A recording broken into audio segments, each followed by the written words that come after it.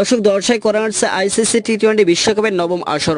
বৈশ্বিক এই টুর্নামেন্টকে সামনে রেখে ঘরের মাঠে জিম্বাবুয়ের বিপক্ষে 5 ম্যাচের টি-20 সিরিজ খেলছে বাংলাদেশ ক্রিকেট দল। সিরিজের প্রথম টিতে আজ শুক্রবার 3 মে চট্টগ্রামে লড়ছে টাইগাররা। পুরো সিরিজে নজর রাখছে টিম ম্যানেজমেন্ট থেকে শুরু করে দর্শকরাও। দর্শক পাশাপাশি দুই ক্রিকেটারের উপর বাড়তি নজর দিচ্ছে বাংলাদেশ ক্রিকেট বোর্ড। ইনজুরি কাটিয়ে দীর্ঘ 18 মাস পর জাতীয় দলের জার্সিতে ফিরেছে মোহাম্মদ সাইফুদ্দিন। আসন্ন বৈশ্বিক মহরণের পরিকল্পনায় বেশ ভালোভাবে আছেন এই পেসার অলরাউন্ডার। তবে এই সিরিজ দিয়ে তার ফিটনেসের অবস্থা পরখ করা যাবে। অন্যদিকে চলতি সিরিজে লাল সবুজের জার্সিতে টি-20তে অভিষেক হয়েছে তানজিদ হাসান তামিমের। দর্শক বিশ্বকাপ খেলতে এই সিরিজে তার কাছে নিজেকে প্রমাণের একমাত্র সুযোগ। তাই সাইফুদ্দিন এবং তামিম দুজনের জন্য এই সিরিজটি নিজেকে প্রমাণের বড় সুযোগ। অন্যদিকে চোটের কারণে মাঠের বাইরে আছেন ওপেনার শিমুল সরকার। ওপেনিং এ তার বিকল্প হিসেবে বিশ্বকাপের স্কোয়াডে থাকতে পারেন তানজিদ হাসান তামিম। দর্শক সব মিলিয়ে এই তরুণে বিশেষ নজর রাখছে টিম ম্যানেজমেন্ট। বৃহস্পতিবার 2 মে সংবাদ সম্মেলনে সাইফুদ্দিনকে নিয়ে আসার কথা জানিয়েছিলেন বাংলাদেশের অধিনায়ক নাজমুল হোসেন শান্ত। দর্শক শান্তর ভাষ্যমতে সাইফুদ্দিন অবশ্যই অনেক গুরুত্বপূর্ণ খেলোয়াড়। অনেকদিন পর দলে এসেছে, ওর জন্য ভালো একটা সুযোগ।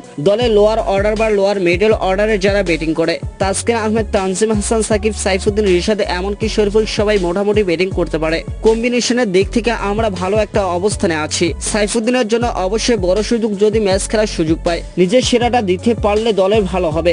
বিশ্বকাপ দল প্রসঙ্গে শান্তর মন্তব্য, শ্রীলঙ্কার সঙ্গে যে সিরিজ খেললাম বা এখন যে দল আছে এখান থেকে প্রায় সবাই বিশ্বকাপে যাবে যদি সুস্থ থাকে। 2-1টা এদিক সেদিক হতে পারে। অধিনায়ক হিসেবে আমি চাই প্রত্যেক জায়গায় ক্রিকেটারদের যেন ফোকাস থাকে, ভালোভাবে প্রস্তুতি হয়ে যেন বিশ্বকাপে যেতে পারে। উল্লেখ্য টি-20 বিশ্বকাপে গ্রুপ ডি তে আছে বাংলাদেশ। এই গ্রুপে তাদের প্রতিপক্ষ দক্ষিণ আফ্রিকা, শ্রীলঙ্কা, নেদারল্যান্ডস, নেপাল।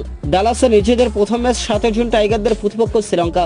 দর্শক গ্রুপ পর্বের শেষ ম্যাচে নেপালের বিপক্ষে খেলবে শান্ত দল। দর্শক এদিকে আর জিম্বাবুয়ের বিপক্ষে 3 উইকেট করে শিকার করেছেন দীর্ঘদিন পর জাতীয় দলে ফেরা মোহাম্মদ সাইফুদ্দিন ও তাসকিন আহমেদ। এছাড়া 2টি উইকেট শিকার করেছেন শেখ মাহাদি।